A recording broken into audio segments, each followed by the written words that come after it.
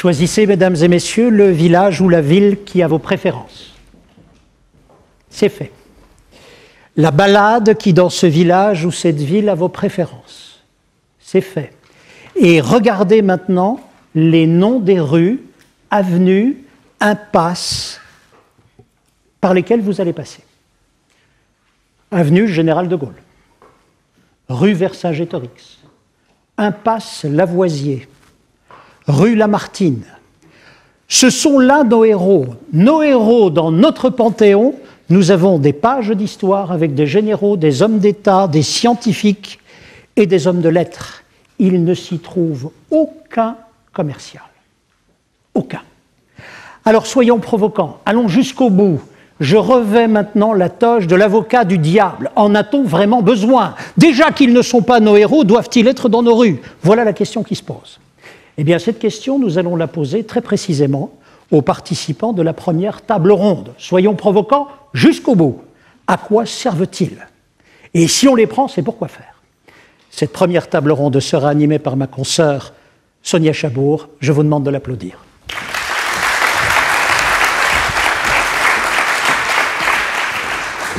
Merci Thierry Wathelet. Comme il vous le disait à l'instant, a-t-on encore besoin de commerciaux? La question posée par des commerciaux eux-mêmes, on se doute un petit peu de la réponse. Mais vous allez voir, c'est plus subtil que ça. J'invite à me rejoindre 6 personnes qui ont toutes en commun d'être des professionnels de la vente. Mais vous allez voir, ils ne vendent pas tous de la même façon et ils ne vendent pas la même chose.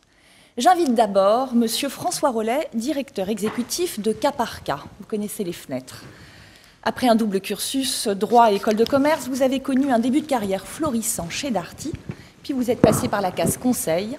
Vous avez ensuite dirigé une société familiale que vous avez redressée et vous êtes arrivé chez Cas par Cas il y a 7 ans maintenant. Merci de prendre place.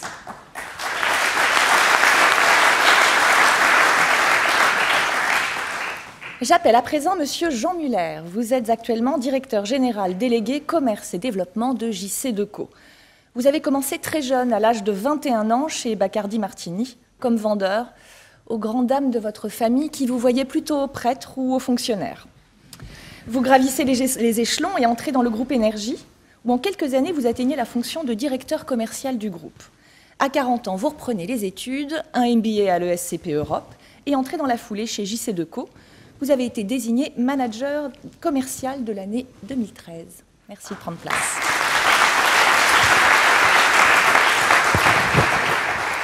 Va nous rejoindre également M. Alain Blouzard, directeur marketing et commercial de Delorme Automobile. Cet homme est avant tout un passionné des voitures et il a fait en sorte d'effectuer toute sa carrière dans ce secteur. Sa spécialité, les questions de distribution et de financement dans la vente d'automobiles aux entreprises. Je vous demande de l'applaudir.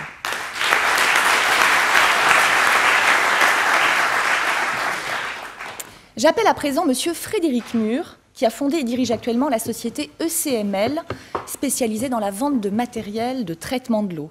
Profil différent, vous allez le voir. Vous avez été boulanger dans votre jeunesse et sur votre temps libre, vous faisiez du porte-à-porte pour une compagnie d'assurance.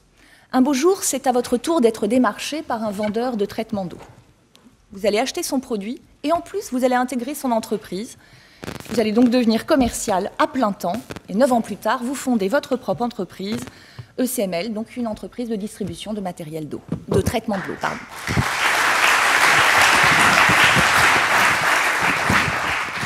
On continue avec cette table ronde très masculine. Monsieur Denis Gruet va nous rejoindre maintenant. Vous êtes actuellement et depuis 10 ans PDG de Tupperware France et vous avez accompli l'essentiel de votre carrière dans cette entreprise.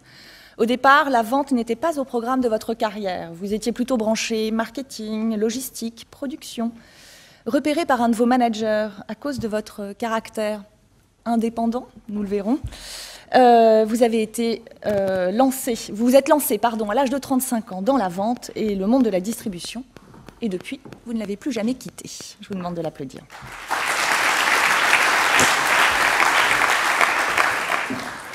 J'appelle enfin notre dernier intervenant, M. Florent Carbonneau, président de Culligan France, spécialiste lui aussi du traitement de l'eau. Vous êtes non seulement un vendeur né, mais un passionné des États-Unis et de leur culture commerciale. Vous y avez d'ailleurs travaillé comme représentant dans la téléphonie mobile.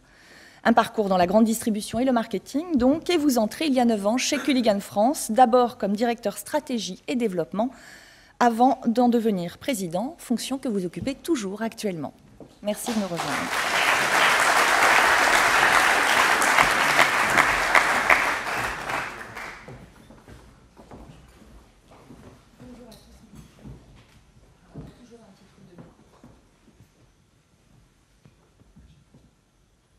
Est-ce que ce micro marche? Oui, il marche. Pour commencer le débat, je vais me tourner vers Monsieur Jean Muller. J'aurais pu d'ailleurs me tourner vers vous tous, mais c'est à Monsieur Jean Muller que je pose la question. Cette question a trait à l'image du commercial, de ce métier légèrement dégradé, au bas mot. Comment vous expliquez, Monsieur Muller, qu'on en soit arrivé là, sur l'image de ce métier de vendeur ou de commercial? Bonjour. Alors, vous l'évoquiez rapidement. Est-ce que vous m'autorisez une petite anecdote personnelle? L'histoire se passe il y a 28 ans en arrière, en France, en région. Et je suis lycéen, et comme beaucoup de lycéens, je ne sais pas quelle va être mon orientation. Je suis invité, par chance, par un de mes oncles qui est président d'une association d'ESF, plus particulièrement en Moselle, et qui m'invite à une réunion des dirigeants commerciaux de France. Et là, je vois des gens particulièrement charismatiques qui donc évoluent dans la fonction commerciale, et ça me donne cette vocation pour ce métier. Et lorsque je rentre à la maison et que je dis à mon entourage familial que j'ai choisi mon orientation, là, c'est quasiment un drame. Et la première réaction, c'est « mais pourtant, tu n'es pas un si mauvais élève ». Alors ça, c'était il y a 28 ans. Est-ce que la situation a changé aujourd'hui? Jacques l'évoquait dans sa présentation, on a décidé cette année que le thème du concours national de la commercialisation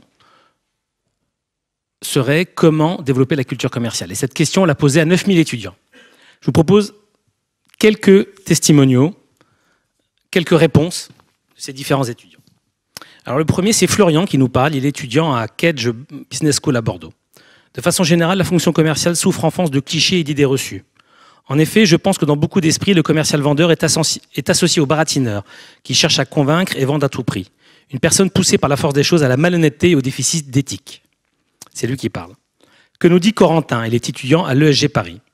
Selon moi, la culture commerciale est dévalorisée par les enseignants dès notre entrée au lycée, où tous les élèves ayant un niveau assez moyen en terminale ne redoublent pas, mais sont, encore une fois, ce sont ses mots à lui, jetés en terminale STG, où sont enseignées des matières qui finalement débouchent sur des métiers de commerciaux s'il n'y a pas de poursuite d'études.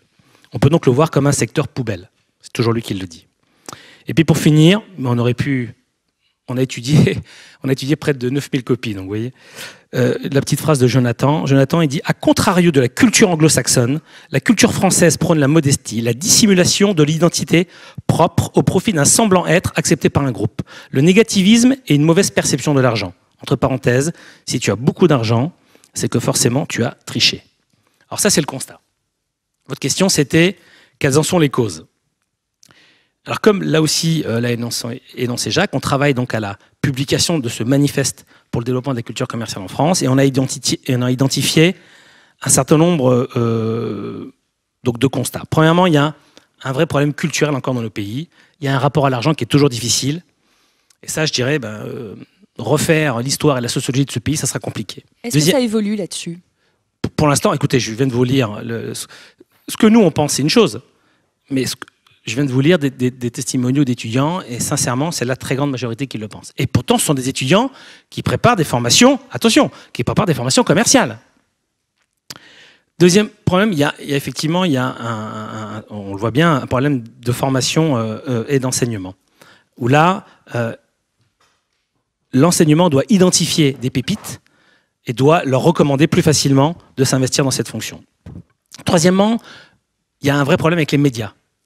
Avec les médias, parce que lorsque, là aussi on a fait avec les DCF Premiers toute une recherche en la matière, quand vous regardez la façon dont les commerciaux sont traités dans les films, dans les web-séries, dans les séries télé, eh bien l'image du commercial, c'est Jean-Claude Convenant de Caméra Café. Alors moi je regarde très peu la télévision, mais ça doit parler à beaucoup. Ça donne forcément pas une très bonne image, mais c'est ce que regardent les jeunes, c'est ce que regardent les étudiants, c'est ce que regardent les parents. Et puis, c'est bien beau de jeter toujours aussi la faute aux autres, mais nous, les commerciaux, on a une vraie part de responsabilité. Notre métier, c'est de vendre. Est-ce qu'on vend notre fonction correctement? Est-ce qu'on sait mieux, notre première responsabilité, c'est de mieux vendre notre métier, de donner envie à d'autres de s'y impliquer. Merci beaucoup. Monsieur Culligan, Monsieur Culligan.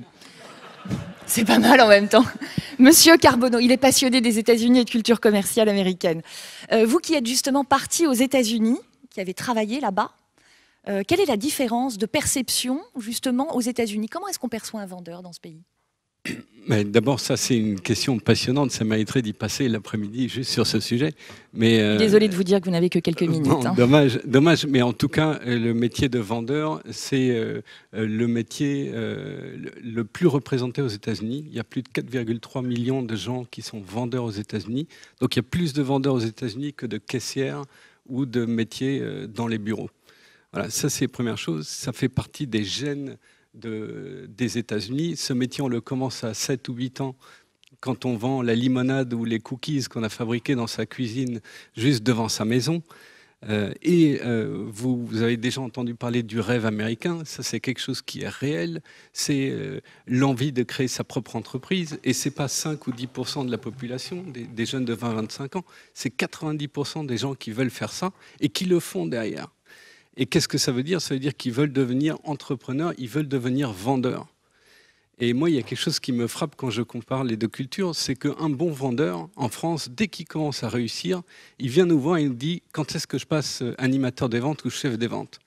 Et en gros, il veut évoluer verticalement, presque pour échapper à ce qu'il sait faire de mieux. Alors qu'aux États-Unis, le vendeur, lui, qu'est-ce qu'il se dit quand il commence à réfléchir? C'est comment est-ce que je vais vendre plus le mois prochain pour gagner plus que ce que j'ai fait déjà? Et la seule évolution qui l'intéresse éventuellement, c'est une évolution horizontale, parce qu'il n'a aucune envie de manager des gens comme lui. Il n'est pas fou. Il n'a qu'une envie, ce vendeur, c'est de changer d'entreprise, vendre d'autres produits avec comme seul objectif de gagner plus. Voilà. Et si je devais finalement conclure sur ce sujet, je crois qu'en France, on a une perception, en tout cas j'ai l'impression qu'on a une perception de ce métier comme un métier qu'on va faire pendant quelques années, qui est presque un métier subi. Un métier corvée presque. Un métier corvée ou subi, alors qu'aux États-Unis, c'est un métier choisi, c'est un métier totalement assumé et surtout le plus important, c'est un métier valorisé par les gens de l'entourage professionnel et personnel des commerciaux. Merci. Monsieur Blouzard, pourquoi est-ce qu'aujourd'hui, on l'entendait lors des introductions des différents présidents qui sont venus s'exprimer, on a un problème de recrutement. On n'arrive pas à trouver les bons commerciaux. Vous m'en faisiez part d'ailleurs lors de la préparation de cette interview. Pourquoi vous n'arrivez pas à recruter autant que vous le voudriez? Mesdames, Messieurs, bonsoir.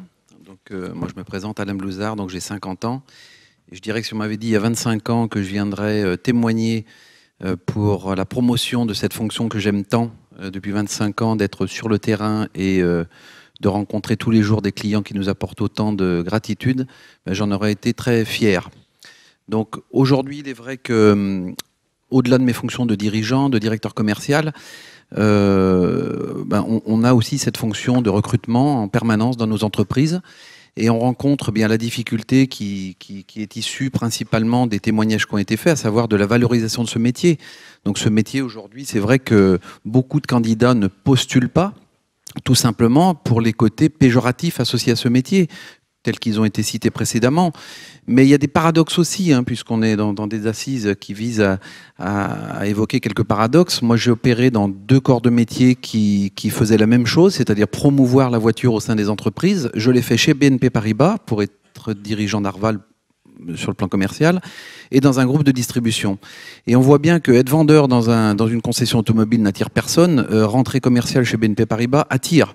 Donc je dirais qu'il faut doser aussi il faut doser les choses, et il faut aussi apporter un élément complémentaire, c'est qu'aujourd'hui, la stabilité que recherchent les candidats est souvent et de façon sans doute faussée et souvent associé à ce métier qui est lui instable et du coup ça provoque la pénurie de candidats. Alors sur la question des contrats de travail, on en parlera, on approfondira lors de la 2e table ronde. J'ai envie quand même de continuer à insister. Qu'est-ce qu'ils ont les candidats? Ils ne sont pas assez bien formés? Qu'est-ce qui ne va pas? Disons qu'il y a quand même des formations. Alors, il y a plein de formations et moi, j'essaye au maximum d'évangéliser cette profession au sein des DCF, entre autres, auxquels je participe. Mais ce qu'il y a, c'est qu'il y a aussi une contradiction dans ce domaine. C'est que j'imagine que vous êtes tous possesseurs d'un véhicule et qu'il y a 30 ans en arrière, pour vos parents, ils achetaient une voiture sur un coin de bureau avec un bon de commande et un vendeur qui remettait ça à sa secrétaire. Aujourd'hui, la vente automobile n'est plus ce qu'elle était, c'est-à-dire que l'acte commercial en tant que tel, l'acte de vente, ne peut être que pour 20% de la tâche qui lui est appartie, parce que derrière, il a des systèmes à exploiter, il a commandé à l'usine, il a une CRM à utiliser, il a toute une autre panoplie de compétences à avoir, qui ne lui autorise pas forcément à s'exprimer dans son vrai talent commercial. Et c'est d'autant plus vrai quand les produits ont un fort pouvoir marketing, sont très appuyés par les marques, ou là, effectivement, ou alors un produit technique. Nous, on a 6 marques, par exemple. Il n'y a pas un vendeur qui soit identique. Que l'on vende de l'utilitaire ou qu'on vende une Audi, c'est pas du tout le même profil de vendeur, par exemple. Donc le critère de recrutement devient aussi complexe parce que ce n'est pas seulement un talent commercial que l'on recherche. C'est quelqu'un de rigoureux, c'est quelqu'un qui sait communiquer avec les autres, qui sait parler autant avec un avocat qu'avec un chef d'entreprise. Donc, on ne recherche pas les mêmes aptitudes. Le bagou n'y suffit plus. Voilà, le bagou qui était un élément indispensable. Alors, dans certains cas, oui, quand on a des produits très complexes, enfin pas complexes, mais qui ont peu de marketing, qui ont peu de technologie, qui sont des produits qui nécessitent beaucoup d'aptitude à vendre et à faire la différence. On a besoin de ce bagou qui est indispensable, dans d'autres moins. Il est moins indispensable. Plus compliqué, c'est-à-dire que vous voulez des gens finalement qui vous offrent un panel de compétences plus large. C'est un peu ça. C'est pas que l'on veut, c'est que c'est obligatoire. C'est qu'aujourd'hui, voilà, il y a autant d'enquêtes qualité dans nos systèmes et on est jugé sur ces critères-là que de critères de gestion pour un commercial, que de qualité d'une commande, et avant ça, c'était souvent transmis à un back-office qui lui-même était en charge de ça. Aujourd'hui, le vendeur a un besoin de compétences bien plus larges. Vous leur en demandez peut-être trop ? Je dirais que c'est pas tant nous qui leur en demandons trop. Alors je pense qu'il y a plusieurs choses. Pour moi, il y a 3 choses. Il y a effectivement la société qui en demande beaucoup. La société en tant que telle demande, je dirais, et pousse nos candidats à... Je dirais, il y a cette contradiction encore. On veut de la stabilité parce que l'économie est fragile et on vend le commercial ou la fonction commerciale comme quelque chose d'instable. Alors qu'à l'inverse, il n'y a rien de plus stable. Je veux dire, un commercial qui est établi dans une entreprise, il a son fonds de commerce et si on lui explique bien, qu'on lui vend bien, il a vraiment cette capacité, y compris auprès des banquiers, parce que c'est un vrai problème pour les jeunes candidats. Je suis commercial, je ne peux pas avoir de prêt, mais si on valorisait cette fonction, y compris auprès de cette profession, on pourrait aussi valoriser cette fonction. Après, il y a un deuxième phénomène, c'est l'entreprise, je dirais l'entreprise en tant que telle, qui demande de plus en plus de productivité. Donc, j'illustrais le cas de la secrétaire pour un vendeur. Aujourd'hui, il y a une assistante pour 8-9 vendeurs dans une concession, par exemple. Et après, il y a notre rôle à nous de manager, sans doute, qui n'est pas suffisant, qui n'est pas... Et c'est pour ça qu'on s'efforce, au travers des manifestations des CF et autres, de promouvoir cette fonction et de lui donner et de faire partager cette passion. C'est un métier, mais c'est aussi une passion pour beaucoup. Moi, j'assimile ça à un sport de haut niveau. Moi, c'est comme... je considère que faire du commerce, c'est s'entraîner tous les jours, c'est aimer le challenge, c'est aimer la compétition, c'est viser le podium. Et c'est ça qu'il faut faire passer aux jeunes. Juste en complément, Sonia, ce qui est difficile... c'est qu'il n'y a pas un métier commercial. Notre métier, c'est une multitude de métiers. Et surtout d'environnements extrêmement différents. Entre la vente en B2C, la vente en B2B, la vente en milieu industriel, la vente de services, la vente avec intermédiaire ou sans intermédiaire. Il y a de très grands nombres de métiers commerciaux. Et souvent, il y a une méconnaissance de l'ensemble de ces métiers. Mais ce qui est très clair, et... je crois que Gérard, dans sa conférence, nous le démontrera tout à l'heure, il y a un point qui est important, c'est qu'aujourd'hui, quel que soit l'environnement dans lequel on évolue, pour vendre, il faut devenir un expert. On va y revenir, on va insister au cours de cette table ronde également sur ce point. Monsieur Rollet, je me tourne vers vous. Vous êtes donc directeur exécutif de Cas par Cas. Imaginons demain, vous lancez une campagne de recrutement. Concrètement, quel profil doit avoir le candidat, le bon candidat ?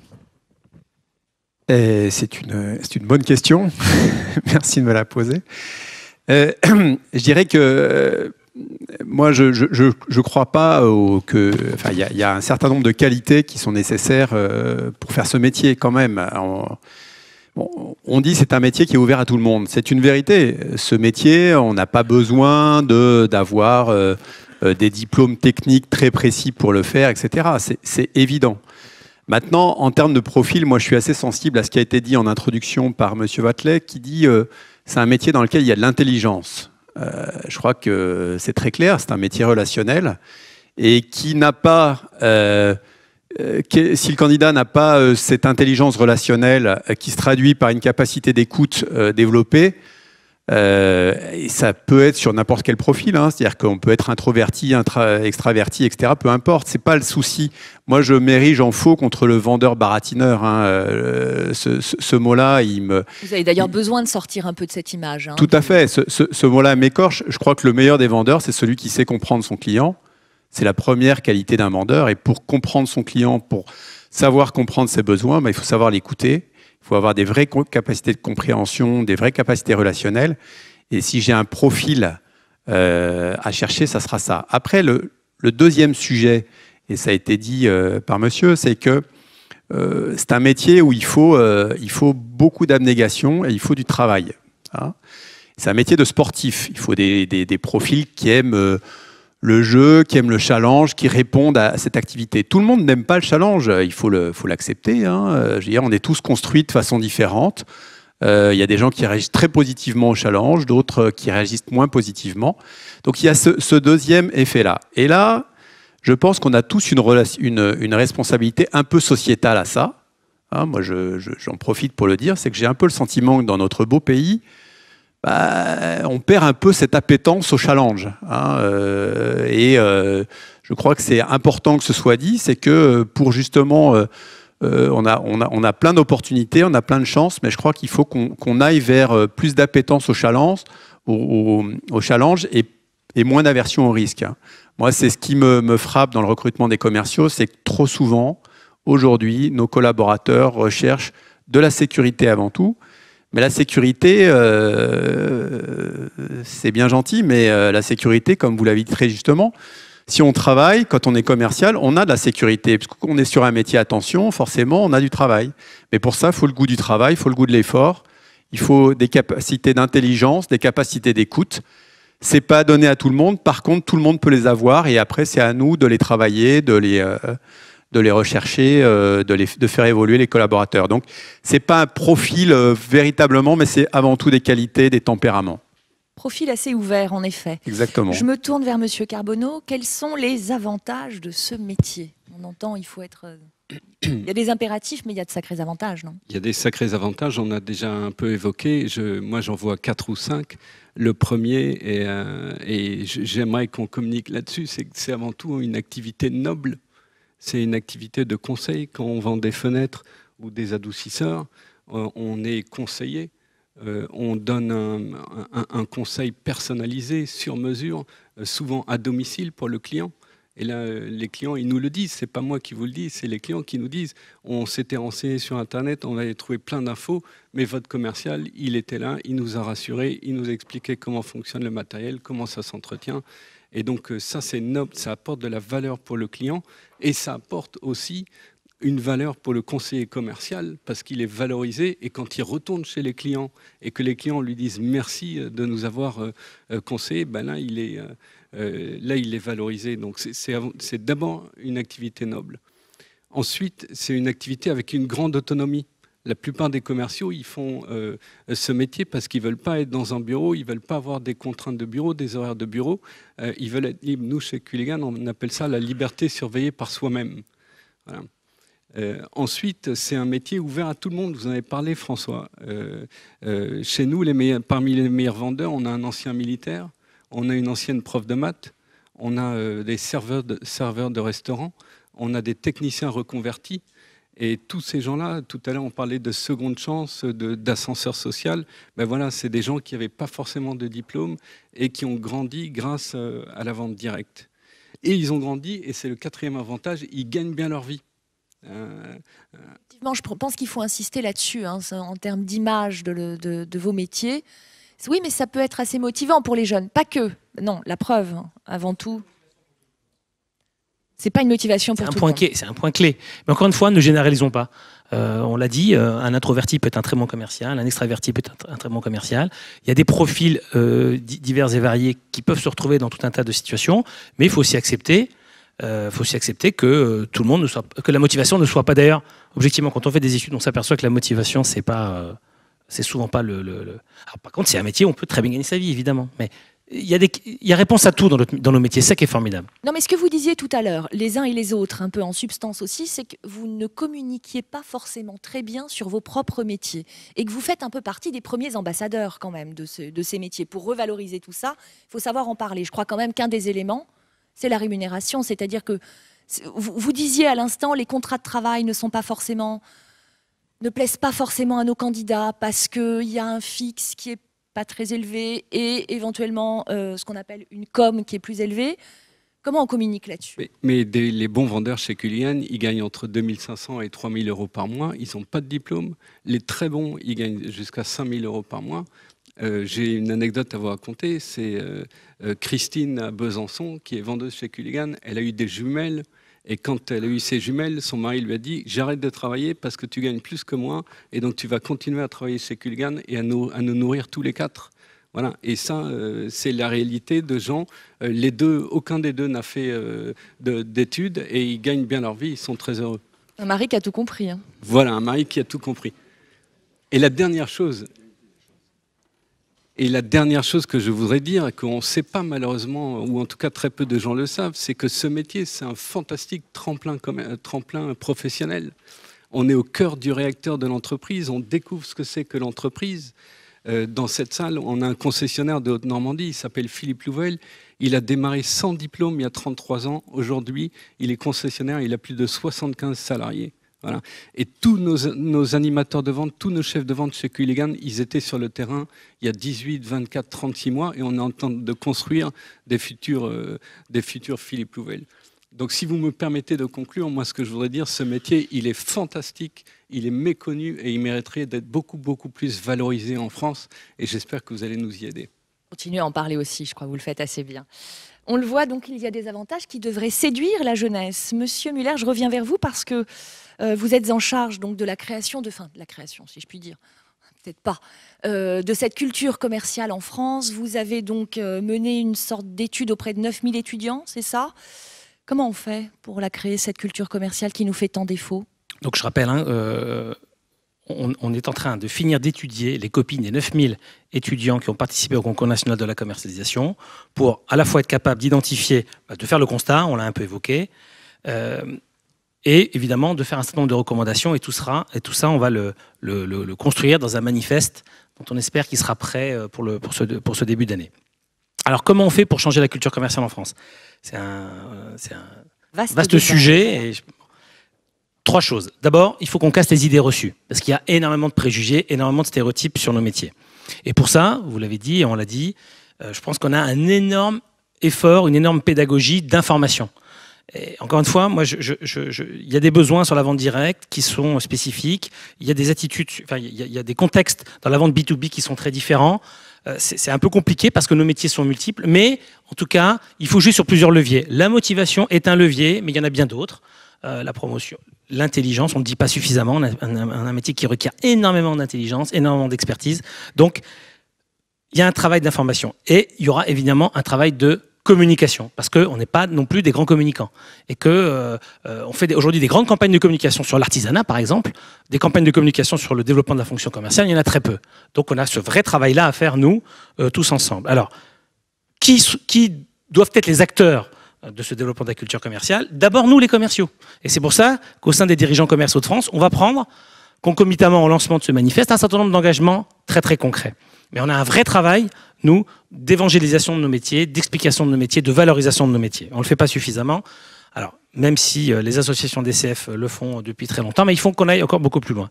Deuxièmement, et oui, les médias. Il faut qu'on arrive à sensibiliser les médias en leur disant, attention, vous le faites pas, vous le faites inconsciemment, mais à chaque fois que vous mettez en avant, vous caricaturez un commercial dans une web-série, dans un film, etc., vous tirez une balle dans le pied de nos métiers et particulièrement de notre pays. Troisièmement, les pouvoirs publics. Et je pense que là, On a parlé de l'enseignement, de la formation. D'abord, tout ce qui est fait n'est pas mauvais. Il y a énormément de choses qui sont faites. Il ne faut pas jeter le bébé avec l'eau du bain. Il y a des formations juridiques qui existent. Mais je crois que sous-jacent à tout ça, mon sentiment, c'est qu'il faut un choc. Il faut un choc pour changer l'état d'esprit. Pour changer l'état d'esprit autour de ce métier. Et ça, il faut qu'il y ait un certain nombre d'élites dans notre pays qui prennent la parole et qui disent stop. Stop aux idées reçues sur la fonction commerciale. Dans notre pays, ça passera par ça. On manque un peu d'icônes. Hein, je dis, on manque un peu on a un déficit de communication. Aujourd'hui, à qui les jeunes peuvent s'identifier pour avoir envie de s'investir dans le métier? Donc là, on a un vrai travail, mais il faut que nos élites disent stop, ce métier est un métier exceptionnel, est un métier formidable, est un métier riche, est un métier varié, est un métier multiple, où il y a un certain nombre de débouchés, où il y a énormément de choses à faire, et vous pourrez être très très heureux, où il y a des débouchés, où on peut, si on veut, gagner sa vie, où on peut, si on veut, évoluer. Donc je pense que là, il y a un choc à faire en termes d'état d'esprit. Et il y a un sujet, parce que la France, c'est comme ça, on a un problème culturel, et je ne crois pas qu'on aura... Nous, on ne peut pas effacer des siècles de culture. Je crois que ça, c'est pas... On peut faire beaucoup de choses, mais pas ça. Et je pense que dans notre métier, il y a une appétence très forte pour les diplômes. Il y a peut-être... je vais vous donner une anecdote. Ce matin, j'étais en conseil d'administration de SCP Alumni, qui est l'association des anciens étudiants dans le SCP. Puis on était très émus parce que vous savez que Christophe de Margerie, c'était ses obsèques ce matin, et c'est un ancien de l'ESCP. Et le SCP, quand on a lu un certain nombre d'articles qui parlaient de Christophe de Margerie, on l'a quasiment fait passer en France pour un autodidacte. Parce qu'on dit il a fait que le SCP. Sans entendu, il n'a pas fait ni l'ENA ni HEC. Alors vous imaginez quand on a fait le SCP, ou alors quand on a fait une école de commerce en région, qu'on a fait un BTS Action Commerciale ou qu'on a fait un bac vente. Alors vraiment, là, on est moins qu'un autodidacte. Donc là, ça, c'est plus possible, quoi. Enfin, je veux dire, mais c'est plus possible. Et donc, il faut qu'on casse cet état d'esprit. Il faut que tout le monde s'empare de ce sujet. Et notamment, dernière anecdote, vous l'avez évoqué, j'ai fait un executive MBA. Il y a 9 cours fondamentaux dans un executive MBA. Rien sur le développement commercial. Et ça, c'est dans le monde, pas qu'en France. Vous pouvez faire un MBA à Stanford, à Harvard. 9 cours fondamentaux, je ne vais pas tous vous les énumérer, corporate strategy, accountability, marketing évidemment, rien sur le développement commercial. C'est comme si dans un comité de direction, il n'y avait pas de directeurs commerciaux. Donc je pense qu'en France, puisqu'on a un pays où on aime les élites, d'ailleurs peut-être quelques énarques qui travaillent avec le ministre dans la salle, bon, eh bien il faut qu'on ait l'ENA de la vente, j'en sais rien, mais en tout cas il faut qu'on développe la recherche académique.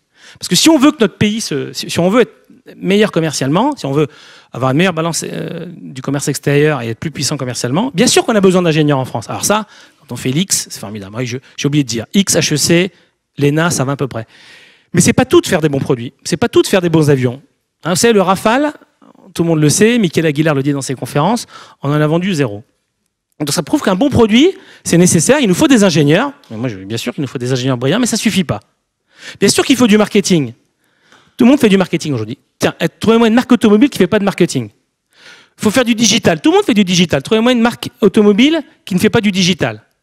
Mais après, le reste, c'est la vente. Donc il faut qu'on ait une recherche académique, qu'on aille plus loin. Et puis comme en France, on n'existe que si on a un grand diplôme, eh bien, il faut qu'on ait des grands diplômes, une recherche académique autour de la fonction commerciale et du développement commercial. Ça, c'est une idée forte qu'on va essayer de développer dans les semaines qui viennent. Formation, communication. Et puis on va le voir aussi, il y a peut-être des leviers sur lesquels on peut agir sur le plan juridique. Monsieur Mur, je me tourne vers vous maintenant.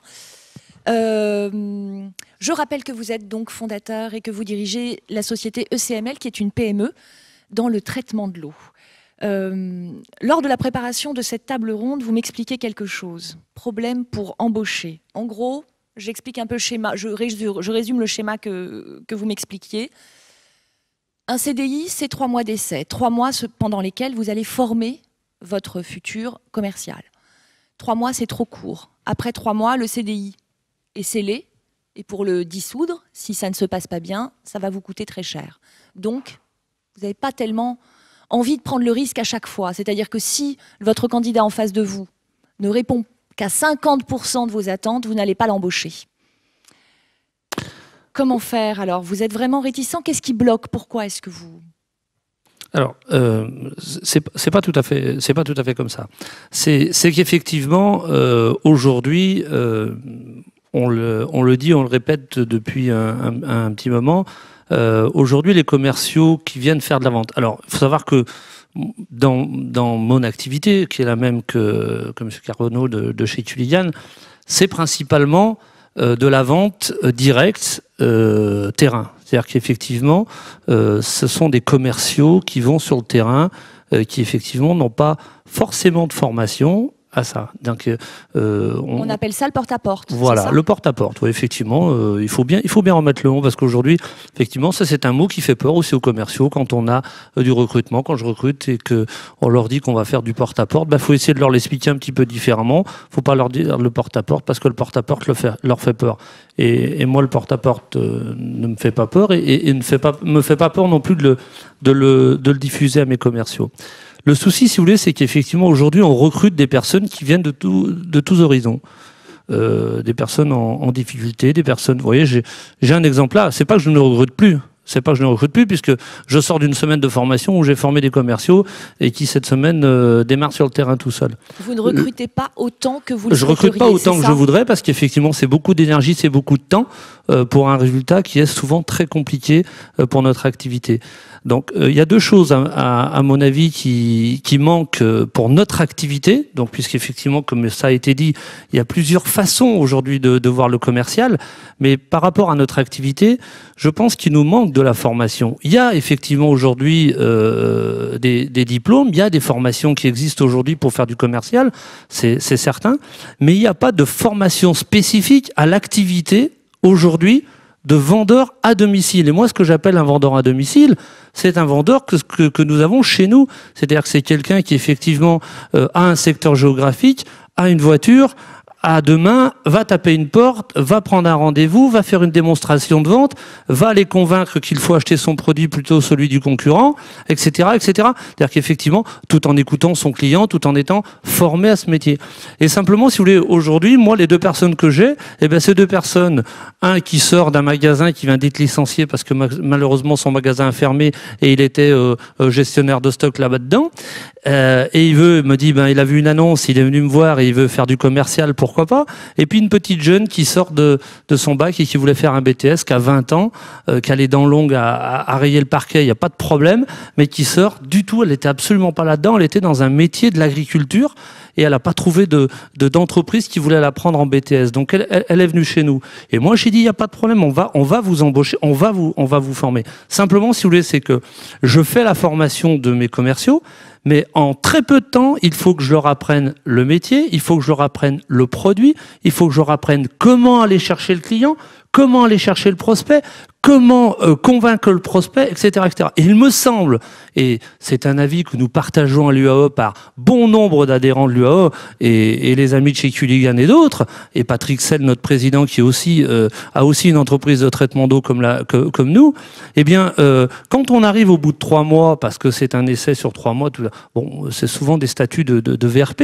Alors après, il y a d'autres statuts, effectivement, qui existent, mais je vois chez nous, c'est un statut de VRP. C'est un contrat sur c'est une période d'essai sur 3 mois, et il est certain qu'au bout de 3 mois, avant qu'ils aient acquis totalement les performances, alors on va sentir plus ou moins la personne qui effectivement va peut-être réussir, mais on prend souvent un risque, et c'est quelque chose, et mon épouse qui est ici présente, qui est gérante avec moi de notre entreprise, une petite entreprise qu'on a créée en 2000, on a démarré tous les deux, et aujourd'hui on est une dizaine de personnes, donc on avait la volonté, et comme vous l'avez dit, je venais d'un milieu qui n'était pas du tout commercial, puisque j'ai un CAP de boulanger, donc vous voyez que c'est pas du tout le métier, mais aujourd'hui pour nous c'est très compliqué, parce qu'une fois qu'on est parti à dire oui à la personne, si effectivement, la motivation se perd très vite parce que finalement le mois ou les 2 mois d'après ou les 3 mois d'après la personne ne réussit pas, ça devient compliqué parce qu'effectivement on est obligé de s'en séparer.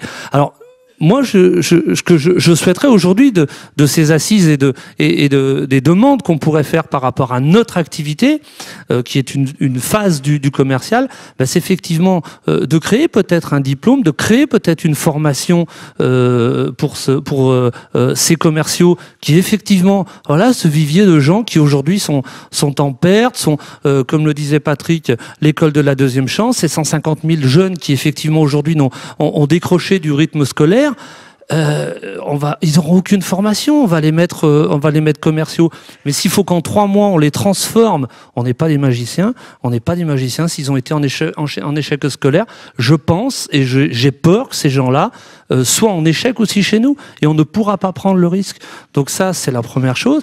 Et la deuxième chose, il me semble qu'il faudrait que nous ayons des contrats qui nous permettent des possibilités de faire de la formation. C'est-à-dire d'avoir, non pas une période d'essai pour voir si tu es capable de vendre, mais d'avoir peut-être une formation en amont de 5 mois, de 6 mois, qui nous permettrait réellement de se dire, bon voilà, je vais prendre le candidat, je vais le former pendant 6 mois, avec des aides financières qui vont permettre de dire, je vais lui mettre le pied à l'étrier, et là, en 6 mois, je vais lui donner un petit peu plus de chance. On pourra approfondir toutes ces questions lors de la seconde table ronde où nous aurons des représentants de Pôle emploi et de la formation professionnelle notamment. Intéressons-nous à présent, si vous le voulez bien, à la question d'Internet. En quoi ce média, ce nouvel outil, a changé la donne dans vos métiers? Quelles conséquences sur les différents modèles de vente? On l'a vu tout à l'heure, il y a plusieurs modèles de vente avec des exigences différentes. Monsieur Rollet, je me tourne vers vous.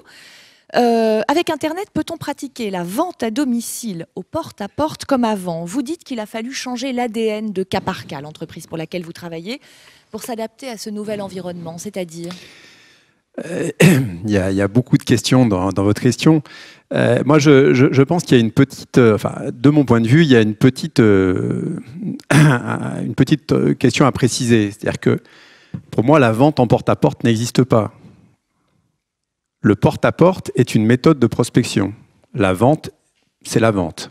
Donc, c'est deux choses complètement différentes. Alors, monsieur dit effectivement que la méthode de prospection porte-à-porte peut faire peur, peut-être, mais je crois qu'il faut qu'on s'enlève cette confusion-là. Pour moi, le porte-à-porte, c'est une méthode de prospection, comme la présence sur une foire en est une autre, comme Internet, vous le dites, est une autre méthode de prospection, etc. Donc, je voudrais juste faire cette petite précision, parce qu'elle est importante. Ce qu'Internet a changé dans notre métier, oui, Internet a changé beaucoup de choses. Déjà, Internet, qu'est-ce que c'est Internet? C'est d'abord, c'est le premier média de masse interactif que l'humanité connaît. C'est ça, Internet. C'est comme ça que je le définis très simplement. C'est que jusqu'à présent, on avait des médias de masse, mais qui n'allaient que dans un sens, que du producteur au consommateur. Et là, on a un média de masse qui va dans les deux sens. Et ça, forcément, en termes de concept, c'est quelque chose de tout à fait nouveau pour nous, qui sommes des professionnels de la relation, puisque la vente, c'est avant tout, je l'ai dit tout à l'heure, un métier de relation. Et donc forcément, ça change la donne. Alors, changer l'ADN de cas par cas, bah oui, ça change la donne parce qu'il a fallu s'adapter à cet environnement. Bon, c'était un cas un petit peu à part. Ce qui est très certain, c'est que, et c'est ce que je trouve assez fantastique sur l'Internet, c'est que ce média de masse interactif, il redonne complètement la parole au consommateur, pour de vrai, et donc il rend la vente beaucoup plus exigeante. Et en ce qui nous concerne, nous le prenons plutôt comme une opportunité qu'une contrainte. L'acheteur a changé, c'est ça que je comprends. L'acheteur a changé parce que non seulement il est bien mieux informé, mais en plus, il peut, grâce à Internet, réagir à la proposition commerciale ou aux attitudes de certains vendeurs. Donc, il peut réagir puisque le monde est offert à lui grâce à ce média interactif. C'est-à-dire qu'il a autant de puissance de communication qu'une entreprise, il est à égalité de communication avec l'entreprise. Donc, forcément, ça change les donnes. Nous, enfin, la façon dont on voit les choses à ce niveau-là, c'est que, et c'est plutôt une chose positive, me semble-t-il, c'est que l'Internet oblige à placer la satisfaction du client au cœur de la préoccupation de toutes les entreprises, et y compris et surtout les entreprises commerciales. C'est ça, pour nous, la clé. La satisfaction client n'était peut-être pas complètement dans notre ADN. Et aujourd'hui, le mouvement qu'on est en train de faire et qu'on a fait, c'est de placer la satisfaction client au cœur de notre ADN. Et je crois que c'est un mouvement que doivent faire toutes les entreprises pour s'adapter à Internet. C'est ça l'enjeu. Mais vivons-le comme une opportunité. Ça rend le métier de commercial différent, ça le rend plus exigeant, ça rend, et ça a été dit tout à l'heure, il ne faut pas non plus faire tout porter aux commerciaux, parce que les commerciaux appliquent une politique commerciale. Les commerciaux, ils sont le fruit de notre propre management. Comme je le dis souvent dans l'entreprise, les gens sont ce qu'on en fait, très clairement. C'est-à-dire que c'est le management qu'on amène, c'est la formation qu'on amène à nos collaborateurs qui font ce qu'ils sont. Donc là-dessus, on a une vraie responsabilité en tant que dirigeant. Et pour nous, l'Internet, c'est plus un stimulant qu'autre chose, mais ça rend forcément les choses plus complexes, plus difficiles, demandant plus d'investissement encore. On ne vend pas encore de fenêtres trop sur Internet. Hein. Non, parce que ça viendra. Hein, je me fais pas de là-dessus. C'est pas des illusions. Je pense que ça viendra. Je pense que le marché, en ce qui concerne la fenêtre, n'est pas mûr parce que c'est un marché qui est très anxiogène et qui a besoin de la fonction commerciale aussi pour que le consommateur soit rassuré. Pour l'instant. Maintenant, il est bien certain que je ne vois pas pourquoi. La vidéo sur un Internet progressant, l'interactivité d'Internet progressant encore, je ne vois pas pourquoi un jour on ne vendra pas des fenêtres sur mesure sur Internet. On s'y adaptera, l'important c'est de s'y adapter, mais on aura toujours besoin, je pense, de cette relation humaine qu'Internet ne peut pas remplacer à 100%. Et je crois que là-dessus, rien que là-dessus, la fonction commerciale a de beaux jours devant elle. En tout cas, c'est notre conviction dans l'entreprise. Monsieur Gruet, je me tourne vers vous à présent, vous n'avez pas encore parlé. Vous êtes PDG de Tupperware France. Question un peu provocante ou provocatrice. Est-ce que la vente à domicile en réunion n'est pas dépassée aujourd'hui? Est-ce que ce n'est pas un peu has-been? C'est provocateur. Alors, je vais vous répondre d'abord par des chiffres. En ce qui concerne ma propre société, en 10 ans, on est passé de 12 000 vendeurs à 38 000. Doubler le chiffre d'affaires. Je ne peux pas parler des profits parce qu'on est à Bercy. Et donc, de ce côté-là, personnellement, ça va assez bien. Je ne suis pas la seule société dans ce cas. Il y a des collègues qui sont là et dont le chiffre d'affaires a été multiplié par 2, par 3, par 4 dans les dernières années à venir. Donc, c'est un secteur, de ce côté-là, c'est un secteur qui se porte bien. Merci. Eh bien, écoutez, je suis ravie de l'apprendre. Mais par ailleurs, je voudrais savoir, est-ce que cette vente à domicile en réunion se pratique comme avant? Ça a changé, tout évolue. Le premier point que je voudrais faire, c'est la référence à ce que vous avez fait. Il faut arrêter de considérer que la vente à domicile et les vendeurs, on est un petit peu le réceptacle de tous les ratés. C'est un petit peu ce que j'ai cru comprendre, c'est que si tu as raté ta vie, tu seras vendeur à domicile ou tu seras commercial. Bon, premier point. Le deuxième, je crois, et notamment dans les sociétés de vente directe, il faut arrêter de dire « nous recrutons des gens non diplômés ».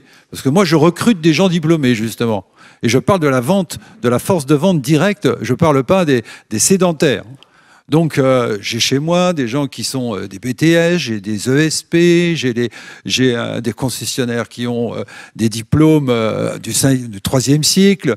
Donc, il faut arrêter de dire qu'on est les Roms de la société, quoi.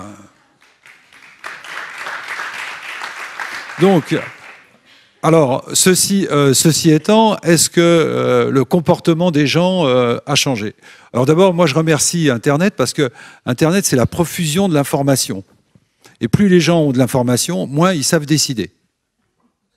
Et la preuve, c'est que les gens, souvent, ils vont sur Internet, et une fois qu'ils ont fait quelque chose, bon, j'ai un ami qui a une concession automobile, il bénit Internet parce qu'il dit il y a tellement de modèles, il y a tellement de choses, il y a tellement de spécificités, qu'à un moment, il faut qu'ils touchent quelqu'un, et que ce quelqu'un les rassure et leur dit « Ah, mais non, c'est pas tout à fait ça. Ah, bon, je me disais aussi. » Je comprenais pas. Je comprenais pas. Donc, la vente directe, c'est ça, c'est de nouveau le contact. Et puis, bon, ça c'est classique, on connaît le syndrome du vendredi soir ou du samedi matin, on pousse son caddie, on le remplit, on passe même plus, il n'y a plus de caissière maintenant, on va aux caisses rapides, on scanne et tout, on rentre chez soi, on met ça dans son coffre, on rentre chez soi et tout. C'est pire que tout, quoi. C'est Aldous Huxley. La du samedi matin. Ouais, voilà. Ça. Donc, il faut à un moment, le contact devient important. Les gens ont besoin du contact et c'est ce qu'apporte la vente directe. Et pour moi, le meilleur exemple, ça a été on a eu il y a peu de temps, 2 ans, je crois, une élection présidentielle. Et lors de cette élection présidentielle, il y avait dans les journaux, des journaux bien, Le Monde, Libération, etc., des gens qui faisaient référence au système de vente par réunion, au système Tupperware, en disant on a demandé à nos politiques d'aller dans les foyers, de demander à 10, 12 personnes de se réunir et de les convaincre. De vendre le programme. C'est donc bien que ça fonctionne. Alors, est-ce que ce modèle de vente peut fonctionner pour tous les produits ou pas? À partir du moment où vous avez un produit de qualité, oui.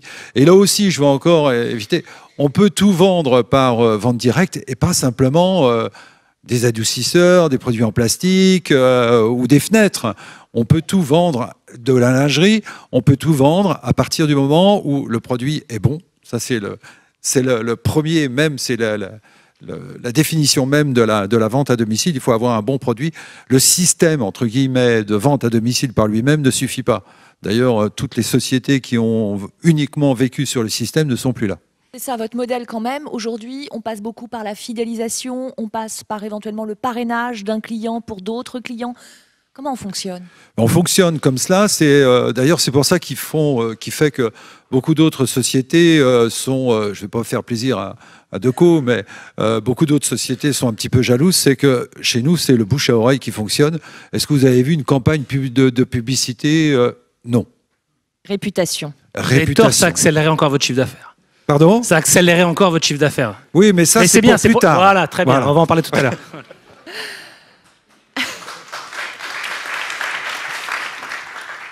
Alors pour résumer un petit peu, on a compris qu'il nous fallait un vendeur quand le client a besoin de services ou de solutions techniques ou d'explications ou d'être rassuré. Il y a un facteur psychologique assez important aussi, je l'entendais. Parce que le consommateur est aujourd'hui très éduqué, très habitué à comparer, à consommer sur Internet, donc il nous faut un plus. Le vendeur doit forcément nous apporter un plus. Dernière question, je me tourne de nouveau vers Monsieur Jean Muller. Car au vu de l'évolution de la fonction commerciale ces dernières années, c'est peut-être finalement au sein même de l'entreprise qu'il faut changer cette vision du commercial. Je crois que vous développez une idée à ce sujet. Est-ce que vous pouvez nous en dire plus? Oui, d'abord je pense que on a beaucoup parlé de menaces et d'opportunités. Je pense qu'objectivement la crise économique, pour tous les commerciaux, c'est une vraie opportunité. Parce que pendant longtemps dans l'entreprise, quand finalement tout allait bien, le commercial, il était vu beaucoup, alors je caricature un peu, mais par la direction financière qui se posait des questions en disant est-ce que finalement ces gens-là on les paye, mais ils passent combien de temps véritablement chez les clients? Est-ce qu'on n'en a pas trop, puisque finalement on ne pourrait pas développer un peu plus de CRM? C'était un moyen de davantage les contrôler. Enfin, alors que faut reconnaître que depuis qu'on est dans la situation macroéconomique qu'on connaît, eh bien les autres directions d'entreprise se tournent un peu plus vers la fonction commerciale, en se disant, là, les gars, on a vraiment besoin de vous. Donc, je pense qu'objectivement, ces assises, finalement, elles tombent bien. Et je pense que notre combat pour valoriser la fonction commerciale, il peut prendre encore plus d'impact et de poids en ce moment. La deuxième chose, c'est que vous avez parlé d'Internet et Gérard Baillet en parlera beaucoup sur l'impact qu'a eu Internet sur le consommateur et donc le client. Je pense que moi, j'ai une conviction, c'est qu'on est à la fin de la vente catalogue. Et qu'aujourd'hui, le client, qu'il soit consommateur ou client en B2B, il a besoin d'être partie prenante dans la solution. On est à l'ère de la co-construction. Regardez d'ailleurs toutes les campagnes marketing, le crowdsourcing, le crowdfunding, regardez ce besoin d'hyper-personnalisation. Regardez Coca-Cola, qui est une des marques les plus universelles au monde, le succès des bouteilles avec le prénom. On voit les gens dans les supermarchés qui s'arrachent pour trouver ou le prénom ou leur propre prénom, celui de son conjoint, de ses enfants, etc. Le consommateur, il est smart. Voilà. Avec Internet, le consommateur, il est devenu smart. Donc si le vendeur n'est pas smart, ça pose un certain nombre de problèmes. Parce qu'il peut l'éviter. Donc je pense que on doit, d'ailleurs, je ne veux pas le paraphraser, mais Gérard Baillet dit, le commercial, il a un rôle de chef d'orchestre aujourd'hui. C'est pour ça que, pour certains, qu'il faut qu'on fasse attention à la façon dont on décrit le commercial. Pour certains, c'est quelqu'un qui est très autonome, mais de plus en plus, en tout cas dans nos sociétés, le commercial, il doit savoir travailler en équipe. Alors, évidemment qu'il doit avoir des diplômes, il doit avoir des diplômes parce qu'il doit avoir une culture de l'environnement dans lequel il évolue, il doit comprendre le monde dans lequel il évolue, mais il doit être capable de travailler en équipe. À la fois d'être un intermédiaire, une interface entre les besoins de plus en plus précis de ses clients et les ingénieurs, les marketeurs, etc. Mais c'est là que c'est intéressant, c'est-à-dire qu'il n'intervient plus au même moment dans l'entreprise. Non, et donc moi j'ai une conviction, et je finirai par ça, en tout cas mais je pense qu'aujourd'hui il faut revoir la place de la fonction commerciale dans la chaîne de valeur des entreprises. Hein, pendant longtemps, le système, monsieur, vous avez évoqué Ford, mais pendant très très longtemps, on produisait des voitures, puis après on les vendait. Bon, et puis après on s'est dit, il faut quand même les marketer, parce qu'il y a eu, l'offre s'est développée, certes il y avait une demande importante, mais donc c'était, les années après la guerre, c'était l'ère du marketing. Hein, il fallait marketer les produits, c'était l'ère de la communication, etc. Donc on produisait, on marketait, puis après on disait au vendeur, allez, va me vendre ça.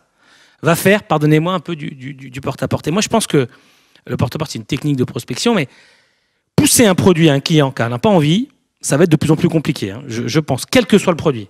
Je pense qu'aujourd'hui, il faut se dire, il faut repositionner beaucoup plus en amont la vente dans la chaîne de valeur. Je prends toujours cet exemple-là, et c'est ce qui n'est pas dans mon secteur d'activité, mais peut-être que si nos brillants ingénieurs de chez Dassault, et je pense qu'on a des ingénieurs en France, on a des savoir-faire exceptionnels. Là où on pêche, c'est dans le faire savoir. Le faire savoir, c'est notre job à nous. Mais si on est allé voir peut-être les Indiens, en leur disant, mais c'est quoi l'avion militaire de vos rêves? Et qu'on ait fait travailler les techniciens de chez, les ingénieurs de chez Dassault pour construire aux Indiens l'avion dont ils avaient besoin. Et qu'on ait fait la même chose avec les Russes, avec les Qataris, etc. Peut-être qu'on en aurait vendu davantage. Donc je pense que, en tout cas dans nos métiers à nous, je prends toujours aussi cet exemple-là, dans la publicité. Un commercial dans la publicité, c'est pas lui qui va vendre une campagne à un client. C'est-à-dire que, monsieur, le jour où vous ferez appel à une agence de publicité, le commercial ne va pas venir vous voir avec une campagne qu'il aura déjà préparée en amont. Il va venir vous voir, il va vous écouter, il va prendre un brief et après il va aller voir les créatifs. Et ce sont les créatifs qui vont concevoir la campagne en fonction des briefs du client. C'est comme ça que ça se passe dans la publicité. Eh bien, je pense que ce modèle-là est un modèle qui est amené à se développer. En tout cas, c'est une technique importante et qui probablement va aussi changer la perception de notre métier. Donc, les entreprises ont une responsabilité importante.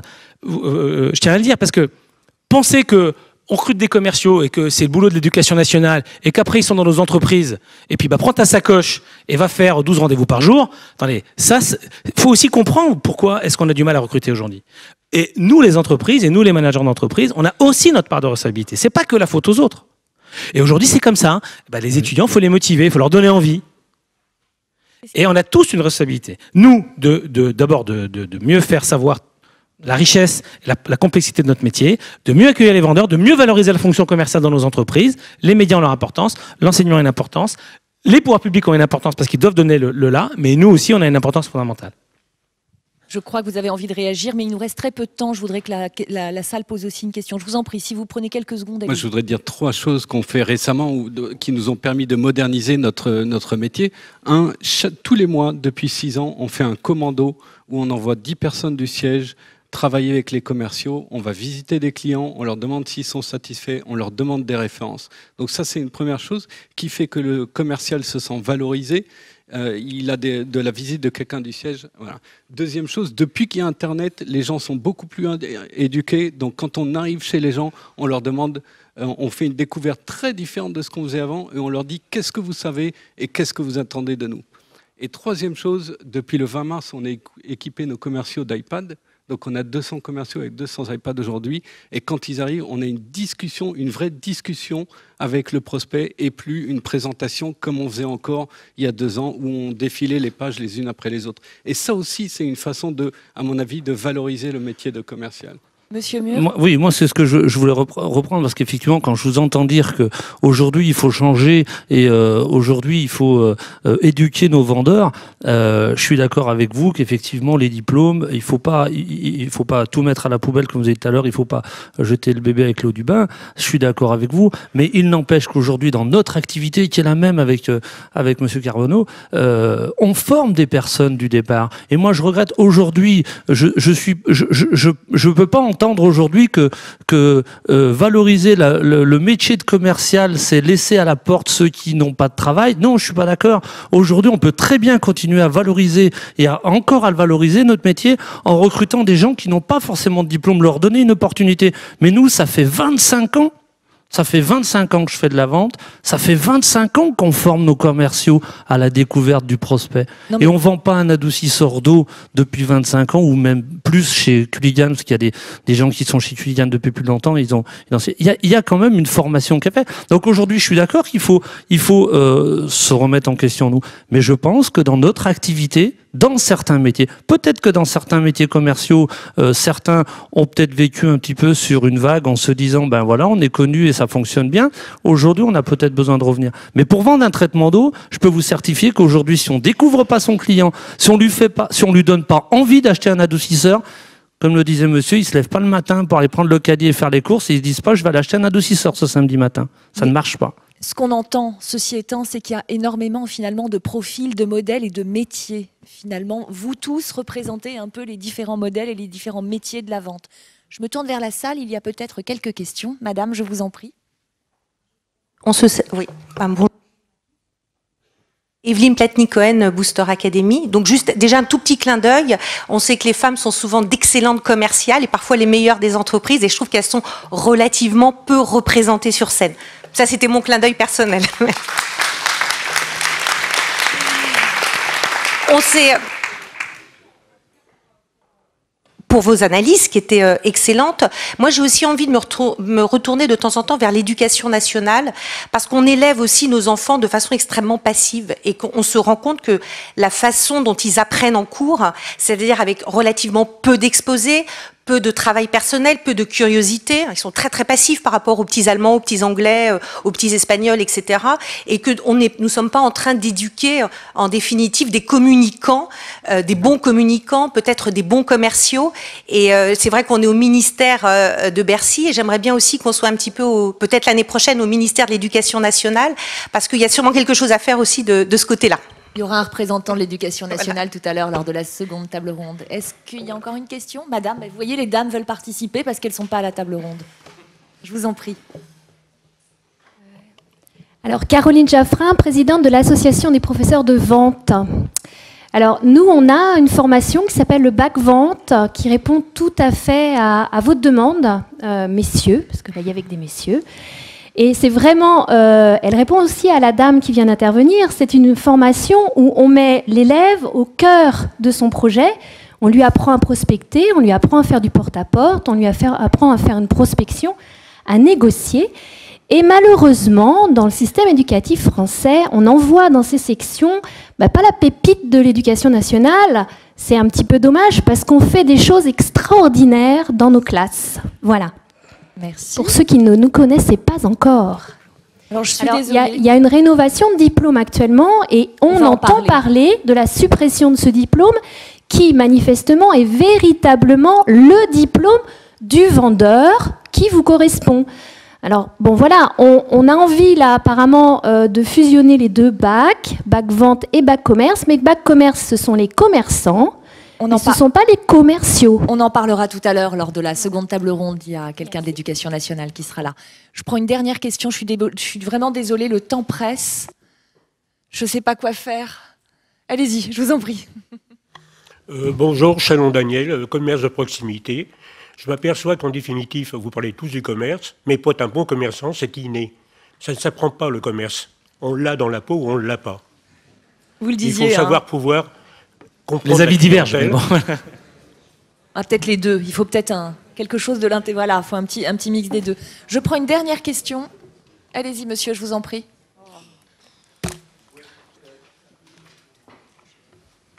Je constate avec plaisir que ceux qui ont préparé ces assises ont mis en deuxième mot métier.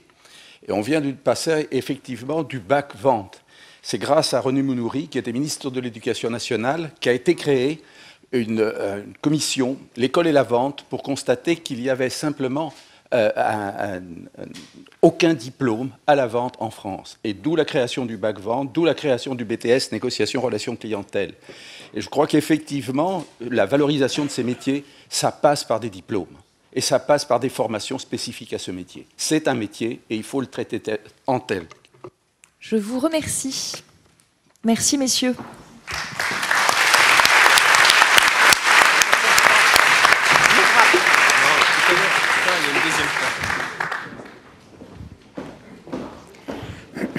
très vite, 90 secondes pour faire la synthèse. Quand on s'intéresse aux causes, pourquoi une telle dégradation de l'image de la fonction commerciale? Problème culturel, problème dans l'enseignement, problème avec les médias. Nous ne nous vendons pas assez, précisément parce que la charge de vendre se fait de façon multivisage et qu'il est difficile d'en donner une seule définition. C'est un métier qui est vu comme instable, un métier de passage. Ainsi est-il perçu. Quelle capacité pour l'exercer?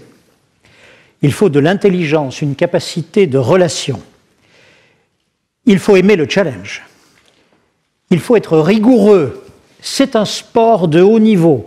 Quant à ses avantages, vous les connaissez, en tous les cas ceux qui y sont versés. Nous donnons des conseils sur mesure. Nous aimons l'autonomie. Nous avons un ascenseur social et nous gagnons bien notre vie, ou en tous les cas, nous sommes appelés à bien la gagner. Et enfin, à la question « Comment changer les choses ?» Plusieurs pistes. 1. Casser les idées reçues. Sachez que les historiens se sont penchés sur la question suivante. Ça prend combien de temps pour casser une idée reçue? Courage, 2 siècles. Vrai. Donc il nous faut un boulot de pédagogie, un boulot d'information, un boulot de communication, réhabiliter une filière qui va du diplôme à la recherche. Ça aussi, c'est un phénomène culturel. Enfin, merci à Internet, il remet de la complexité dans la relation à tel point que, saturé d'informations, le consommateur ne peut que se retourner vers quelqu'un en disant « S'il vous plaît, dites-moi ce que je dois faire, je ne parviens même plus à m'y retrouver dans toutes les informations que j'ai ».